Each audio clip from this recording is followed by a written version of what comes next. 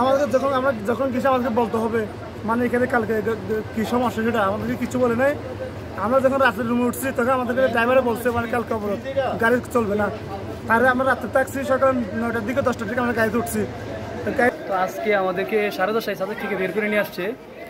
তো আমরা দিঘিনালার আগে যে আর্মি ক্যাম্পটা আছে ওইখানে আসার পরে অনেকটা আসার পরে আবার রিটার্ন ব্যাক করে চলে যেতে পরিস্থিতি খারাপ হয় না।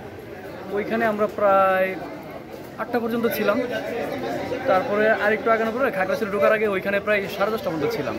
সারাদিন আমাদের খুব ক্লান্তির মাঝখানে আর কষ্টের মাঝখানে আমরা খাওয়া দাওয়া পানি কোনো কিছুই পাই নাই। তবে প্রশাসন প্রচুর হেল্প করছে, আর্মিরা প্রচুর হেল্প করছে, ওনাদের জন্য আমরা এই পর্যন্ত আসতে পারছি। যদিও এখন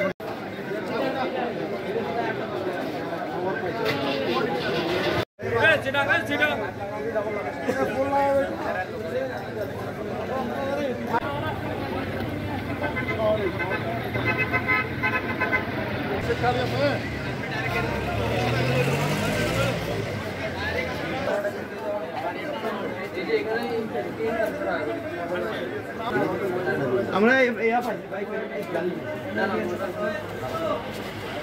ভাই